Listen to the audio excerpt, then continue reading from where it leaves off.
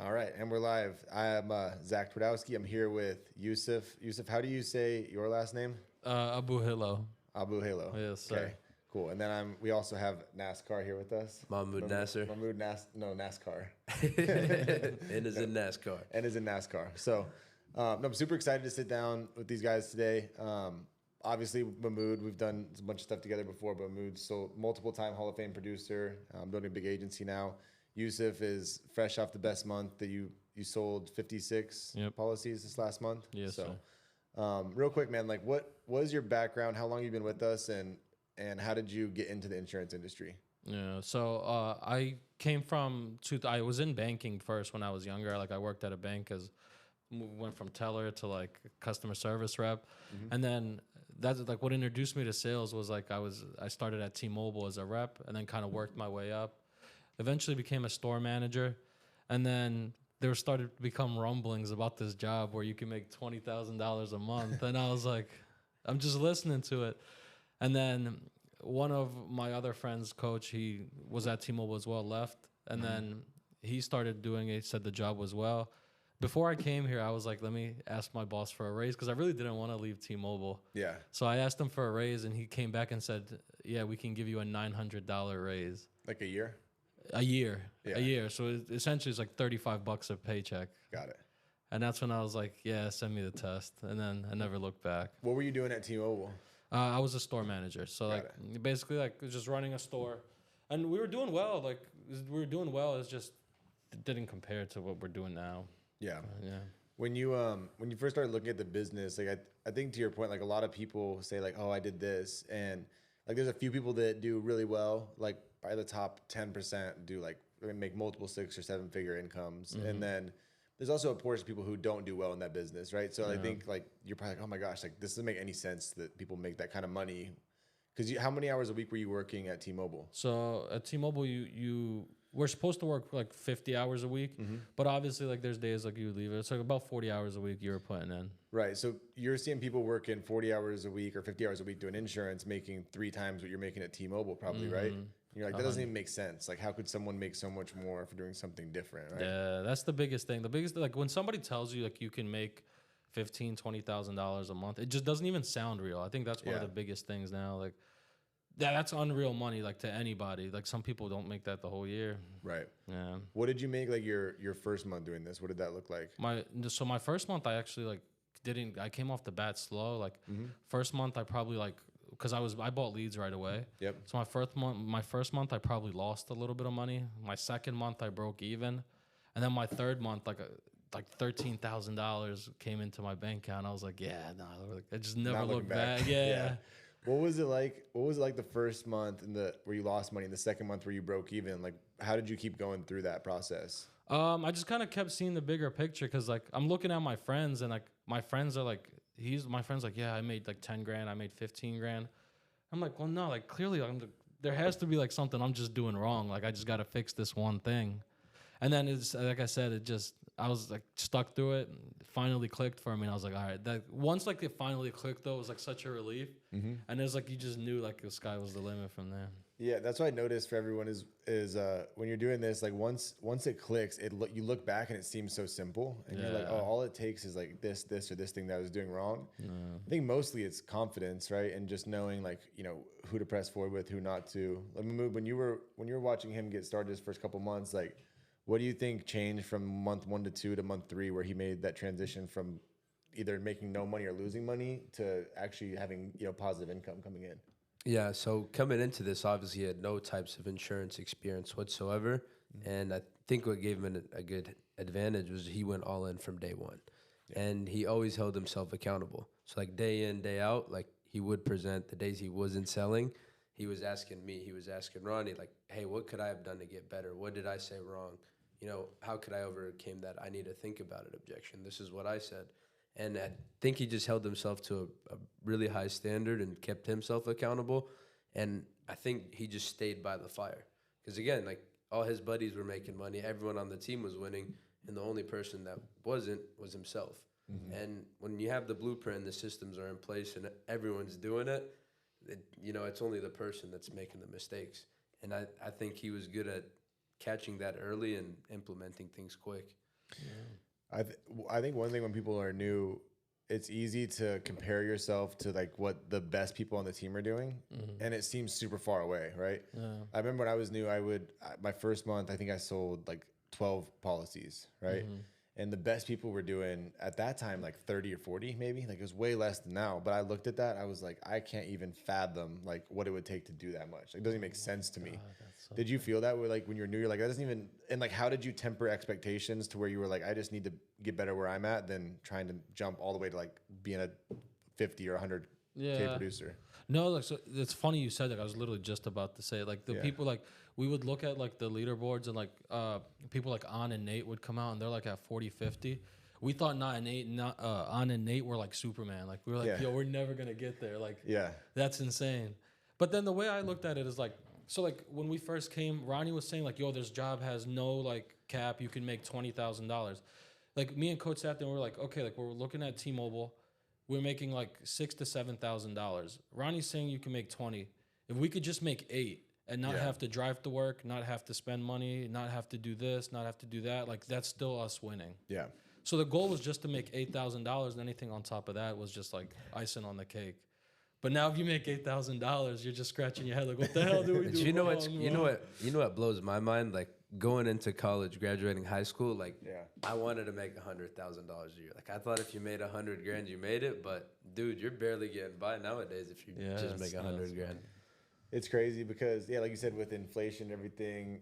And the other thing that happened, I think the last 3-4 years, a lot of people realized was a lot of people who thought they had job security. Because I had people who reached out so I've been doing this since 2017, right? 2017, the economy was ripping, like interest rates were low, you know, things were going well 2017, 18, 19. And 2020 happened. And what was really interesting was a lot of people who had turned down wanting to work with me that I tried to recruit before reached back out because their initial excuse was like, I have job security at what I'm doing now.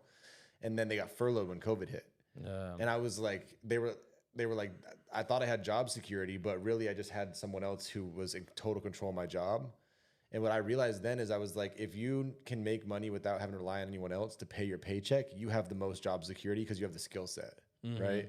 If you could build that skill set, then that'll pay you forever in this industry. But like, if you know how to sell at a high level, you can transition that to like pretty much any other industry, right? Yeah, 100%. And so I started looking at it like, oh, like, no, me being in control of my own destiny is way more job security than any company that's paying me could ever give me, you know? And I think like starting to position that to people is something that'll help you guys, especially you when you're newer recruiting, like, no, like this is way more secure because it's based, like you eat what you kill and you're in charge of what you get paid. And that the only person that can screw that up is yourself, right? 100%. And that mindset shift is huge. I think that's a trait that every single top producer has, is like every single day that you wake up, you have to bet on yourself. And like and especially in this industry, like, again, like if you don't sell, like you're not making money, you know, you eat what you kill, like you said. And I think like holding yourself to that standard, because being self-employed, like that can either really help somebody or it can really hurt someone, you know? Because like, again, being self-employed can make you unemployed real quick. I think the self-employed thing too is like you have to be a good employer to yourself, like, and set a good schedule, set a reasonable schedule, reasonable expectations. But the one thing I see a lot is people will, like, this is such a long-term thing, and it's good to work hard, but you have to be able to work at a maintainable pace too. That's something I screwed up early, is I pushed a lot of people to like work at the same level I was working at, but I built up to that, right? Like I was like, I probably worked 30 hours a week when I was brand new, then 40, 50, 60. And like, I probably topped out working like 80, 90 hours a week at certain points in this. But then I would hire, like, say I hired Mahmoud, I'd be like, you got to work 80 hours a week.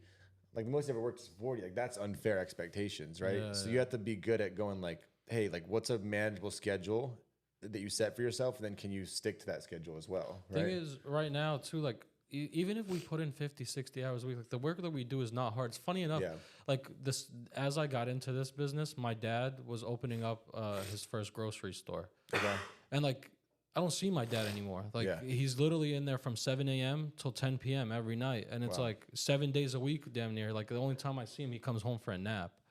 And it's like, dang, I look at him like, I wish I would have just told him to come here. You want to sell insurance? It's like, not too late. it's like with this job, it's like, like it pays the same as probably what I don't know exactly what like it pays a lot. And it's just like, yeah, you may be working 50, 60 hours, but you're sitting at a desk at Yeah. home or in an office somewhere. You're not doing anything physical labor. You're not exhausted by the time you get home, you know?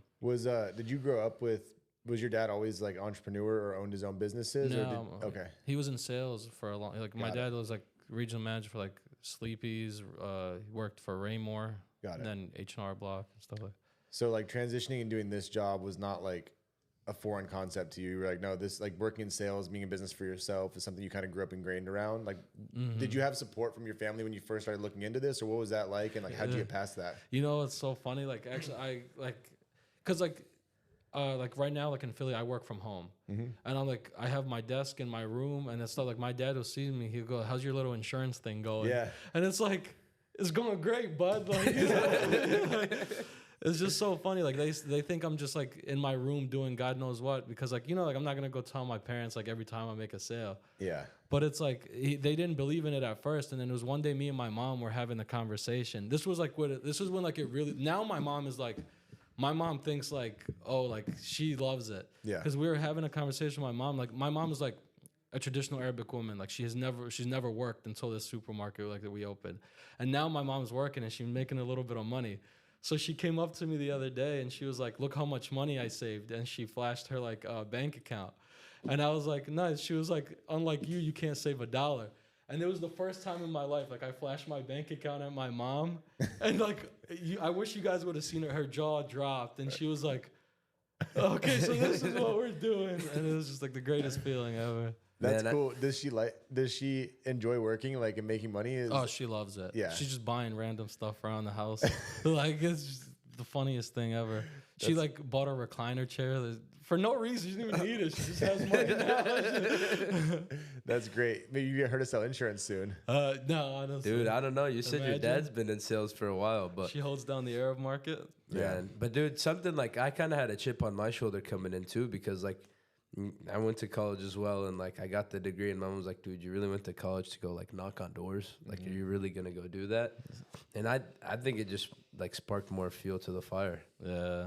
Yeah, I remember same thing. Like when I started, I kind of knew what would be said, so I didn't even say anything for 3 months before when I got started doing it, because I knew it. I just was like, all right, I'm not gonna say anything about it, and I'm just gonna like just proceed forward. And I think my parents like thought I was selling drugs or something. And I wasn't, to be clear, but like I think they thought I was, and I didn't want to have the negative influences, because I think when you are in a job like this, it's really important to keep your mind clear and to surround yourself by like a really tight circle. 2 reasons: like people will like change scares people, so even if they're well intended and they're like are on your side, like they'll try to talk you out of it because they don't want you to get hurt. Sometimes they don't understand it. The other thing is like very few people really root you on unless they benefit from it.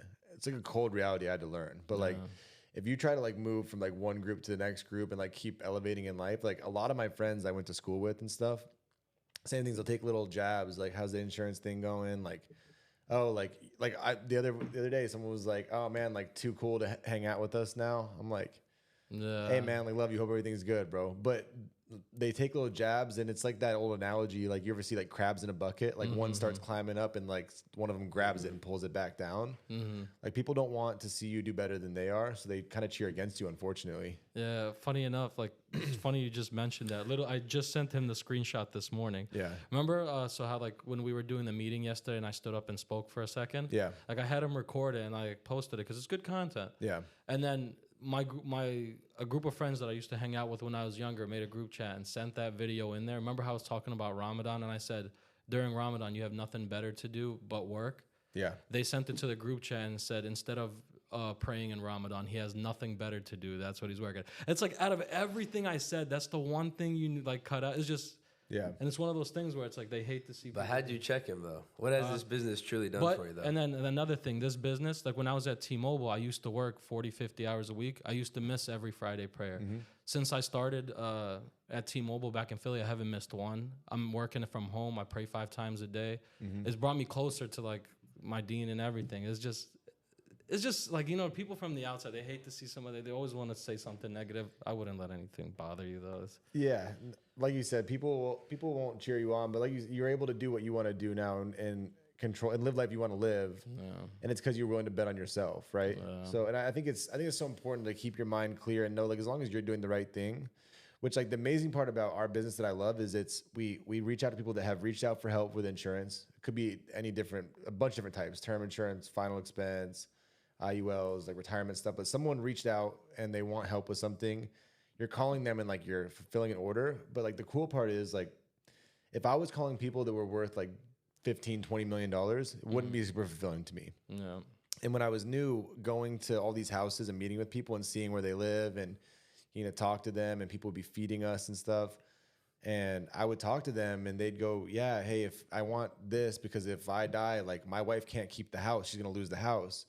I felt good about providing that service for people too. 100%. And, like, the reason I wanted to be a doctor is because there's two things that are important to me. I wanted to make really good money. Like, I have no shame in saying that, but I wanted to do something that I felt like I was helping people.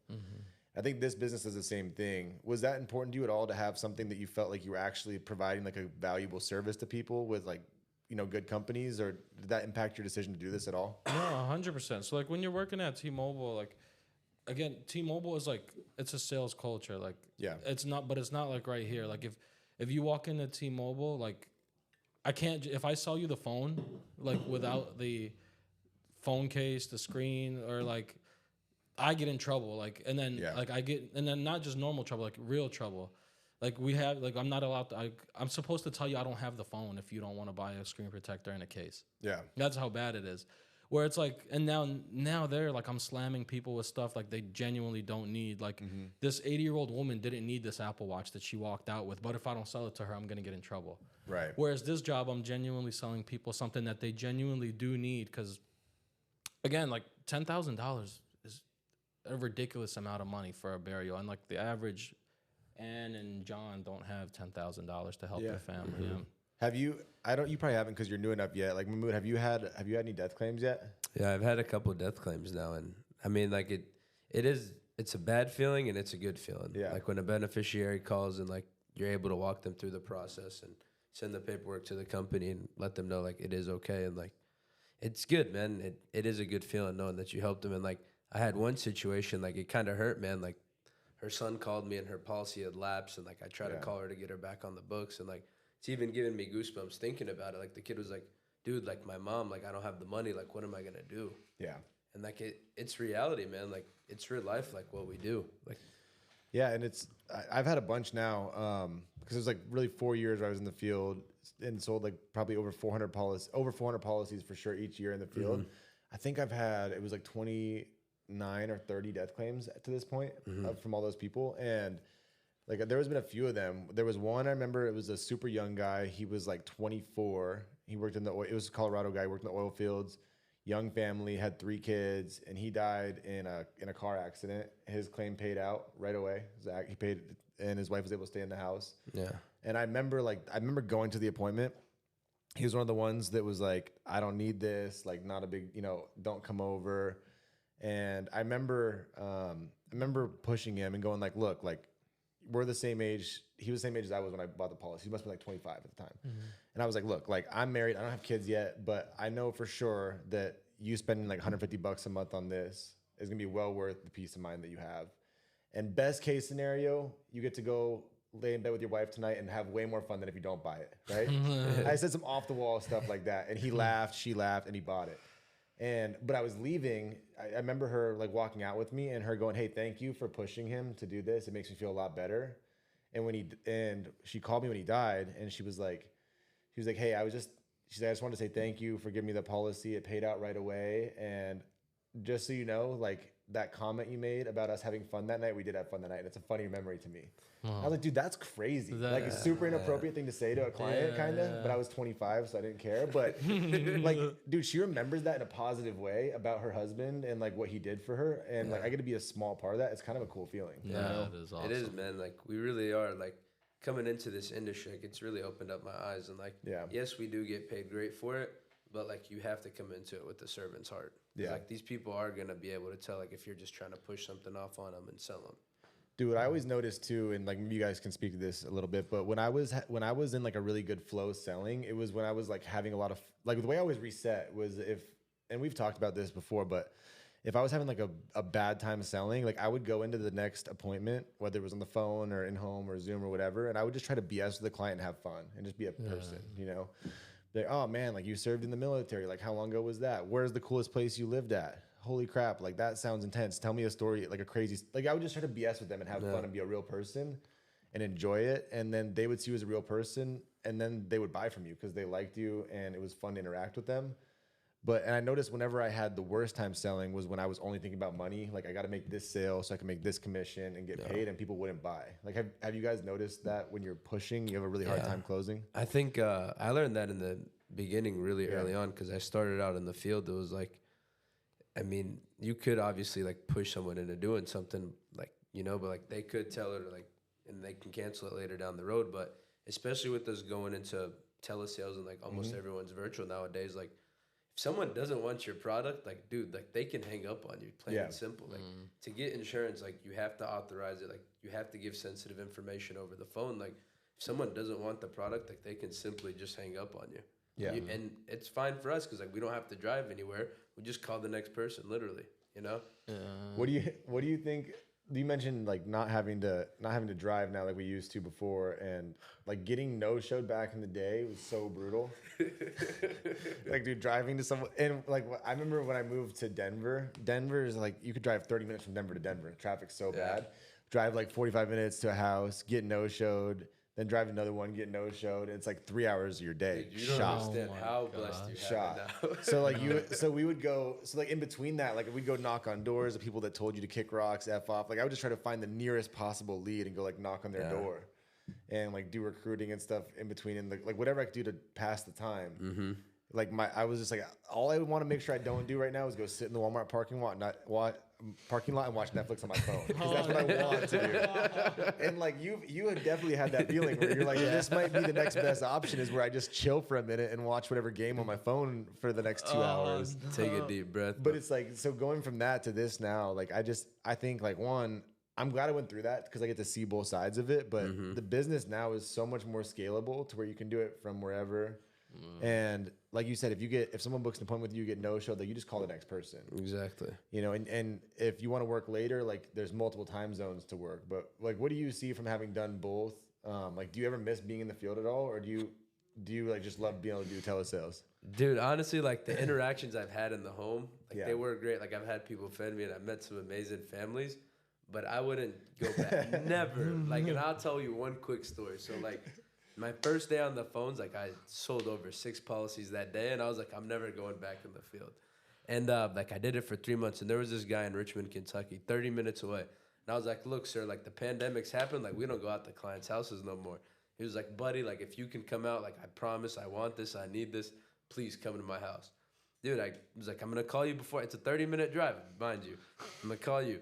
Dude, I called him. He's like, yeah, I'm almost home. Like I'll be there in 5 minutes. Like just come. Dude, I show up and he's not there. And I'm like, that's it. This is the ghetto. I'm not going back. And I used to, it was like, I was one of the hardest ones to just get to switch to virtual because I was so used to being in the field and booking my appointments. But dude, I wouldn't trade it back for anything. No. I remember talking about it early with a bunch of people, and I'm like, guys, we had to start transitioning to virtual, and it was hard because like people that make money doing something, like it's hard to get them to switch, do something else because you're making money in the field. Yeah. And it's like, why would I switch to that if I'm already making money doing this, you know? So it's like just slowly like kept dripping on people. Like we got to switch. And eventually people, you know, figured it out. But one thing I learned from this business is like, it's super important to make sure that you're paying attention to like how the industry changes and how business changes and are able to adapt to it. Yeah.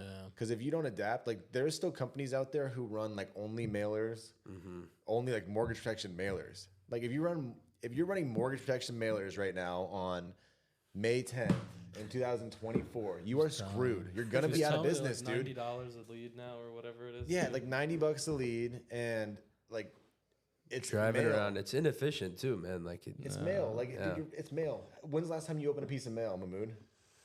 Taxes. What about you, dude? When's the last time you opened your mail? When I had to do my taxes, I was looking for my own looking for your mail. What do you do with the rest of the mail? You throw it away, right? I do the same thing, dude. I go through, I pick out, and I'm like, this is scam mail. Oh, hey, like that's scam mail. This is something that looks like we would have mailed to someone's house back in the day. I'm not opening that. I throw it away, dude. Like, so you're getting only older clients, which is fine, but only older clients that have mortgages and interest rates are super high. So there's none of it. Like we looked up yesterday, the average interest rate now is 7%. No one's buying houses. So if your only play right now is to do mortgage protection mailers, you're screwed. You're gonna go out of business. Like you have to keep evolving and growing, right? I was gonna say probably for recruiting as well. So probably a lot tougher to recruit back then. Because imagine telling somebody like you have to travel here, travel there. They're like, not only that, dude. Like this was the pitch. It was like, hey, you have to travel. Like you got to go. Like Mood, you got to go drive 3 hours to Cincinnati, right? like Or for me, I was in Charleston, South Carolina at the time. I would buy a flight to Cincinnati every other week. I would go up there I would fly in on Thursday morning, and I would dial Thursday. I'd run Friday, Saturday, Sunday there, fly back Sunday night. But I had to put my card on for leads up front. So it'd be $55, $60 a lead that they would come in, and as many came in, I got charged for. I didn't know if it was going to be 100 leads a week or 1 lead a week. Yeah. No idea. no, like it's No impossible, idea, right? And so like you're right, like recruiting wise, or the other option was I could go, hey man, I need you to, we're gonna drop mail, so you need to send $1,000 worth of leads out a week, and you're not gonna get the leads back for about a month because they have to mail them out. And then after a couple weeks, they mail them back in, and after they process them, it'll be about a month. So you're gonna spend about $5,000 up front before you start getting mail in. Yeah, no. Sound good? No, okay, if somebody pitched that to me, like I'd have been like, I'm good. You wouldn't bud. have done it. Like, I'm good, but Keep like, that one. I'll stay selling phones. yeah. But now we go like, how much do you spend a week on leads now? Me, I spend like between 1,500 and 2,000 a week. 1,500, 2,000 a week, and you get 50 leads a day.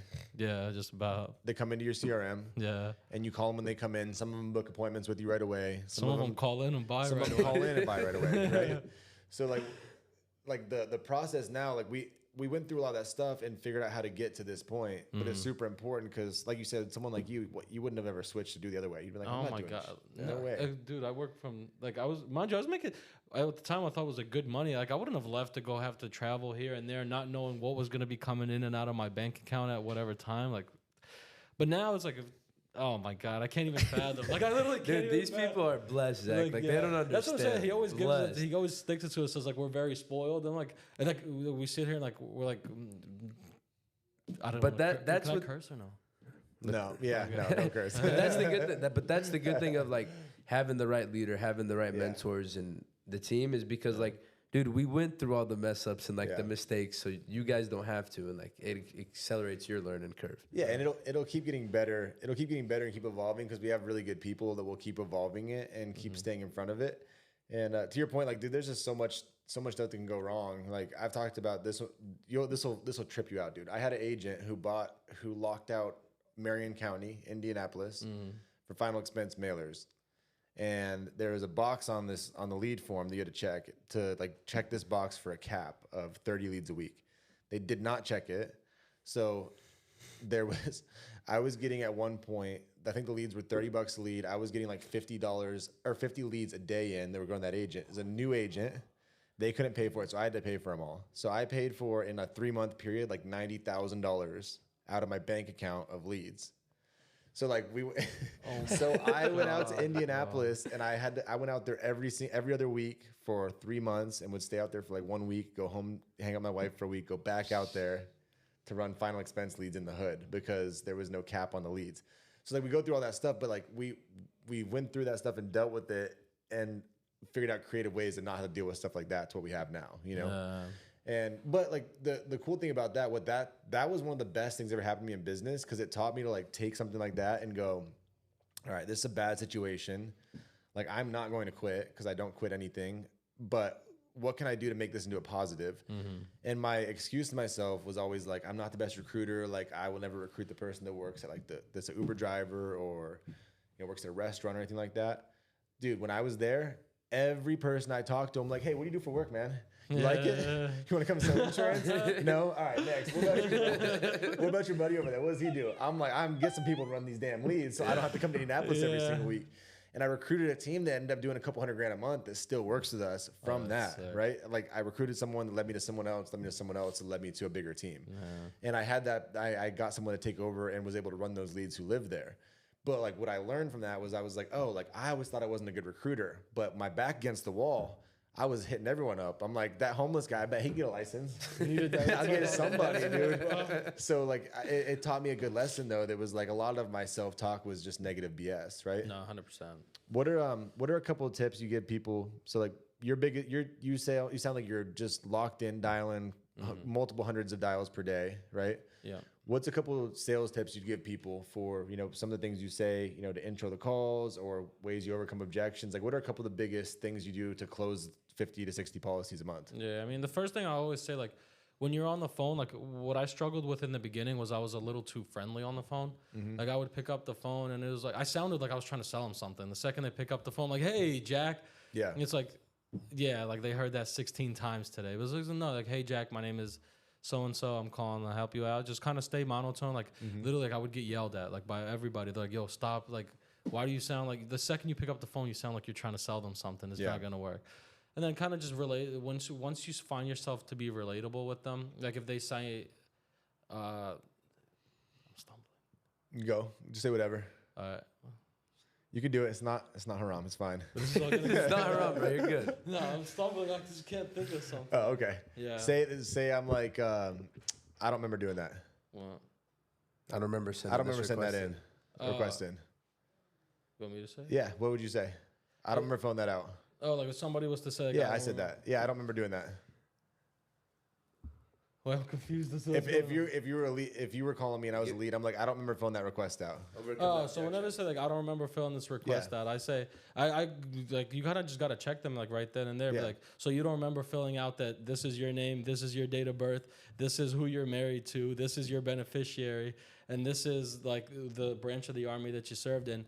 And if they still tell you no, that doesn't feel that filling out, I just straight up tell them, sir, like there's no way that's this not you. Yeah.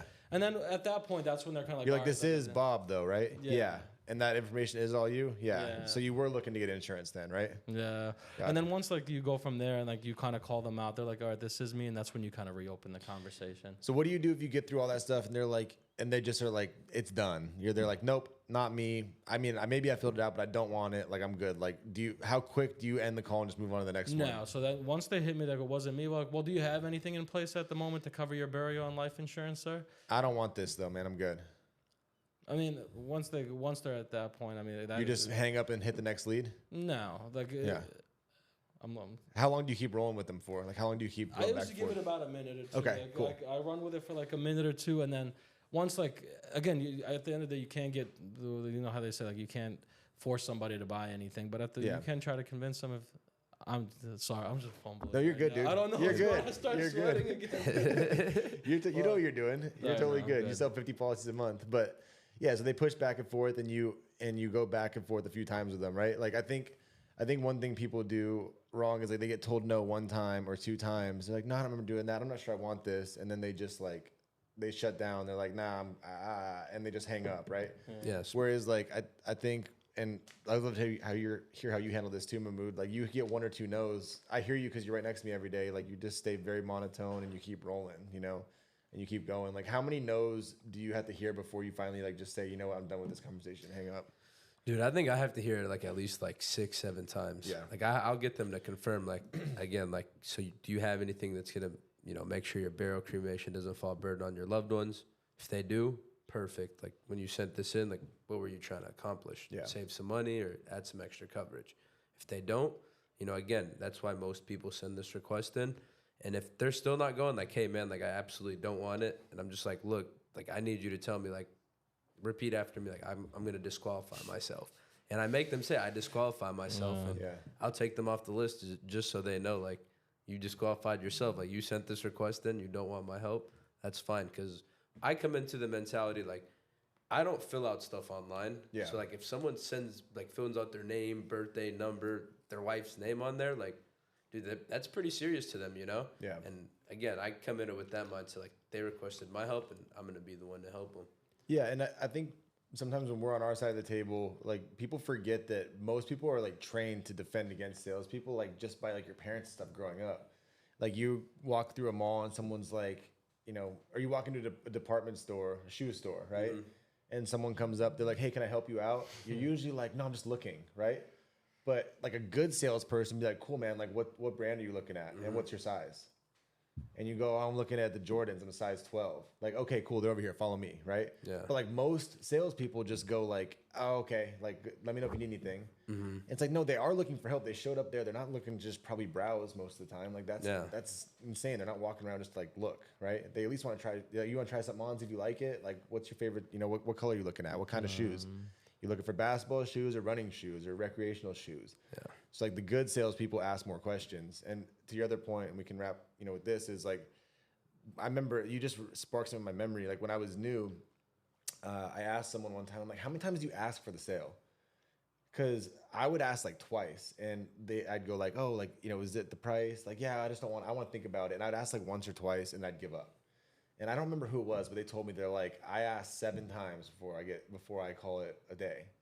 And I was like, wow, like, and I just started being more persistent. And oh, okay, cool. Like, you want to think about it. I assume it's just, you know, it's either you don't like me, which is fine. A lot of people don't like me, or it's the price. And you can get past liking me because you still need this for your family, right? So is it just the price that's wrong? Yeah, it is. Okay, what if we do this much? No. What about this much? No. Well, is there anything you can cut out of your budget? You know, and just keep going. And I would count like 7 times before I was done. And my sales tripled once I just decided to be a little bit more persistent and not take the first or second no. Yeah. Wiley used to tell me, like, when I was in the home, he'd be like, if you get an objection, he'd be like, act like you're putting that seatbelt on and yeah, for like 5 minutes, go back at him. Yep. Because we might be the last insurance person they ever talk to, you know? Yeah. Dude, I heard something that someone said, I don't remember who. I hear all these things and I'm like, I can't place them with a direct person, but they were like, if you somehow knew, like, say a client answers, right? You know for sure they're gonna die tomorrow, but you can't tell them that they're gonna die tomorrow, because that'd be weird. Like, I'd be like, hey, I know you're gonna die tomorrow. Like, you're gonna kill, but like, you know they're gonna die tomorrow for sure. Like, the God told you, like, they're gonna die, and you know their family would be in terrible financial situation. Like what would you say to that person without telling them you know they're gonna die to get them to move forward? And how hard would you press them? Yeah. And how convincing would you be with your presentation for that person? And like, you should treat everyone that way, because you don't know when they're gonna die or not. And you should approach everyone that same way, you know? And so I remember listening to that. It made me feel really good about pushing people that needed insurance to get it. And it also made me feel good if like someone's like, oh yeah, I have $17 million of death benefit already, and I have, you know, 1 kid. I'm like, okay, like, you're probably fine, man. Thanks. Good Don't deal. throw any more leads out, bro. But yeah, that always helped me feel comfortable pushing people that I thought needed it, because I'm like, they might die, and I don't know when that could happen, and it's my job to push them as much as I can respectfully to get them to move forward. So I agree. 100%. Cool. Well, thanks, guys. This is awesome. Appreciate y'all. It's a lot of fun. Thanks for having Thanks us for on. having us, Zach. No doubt.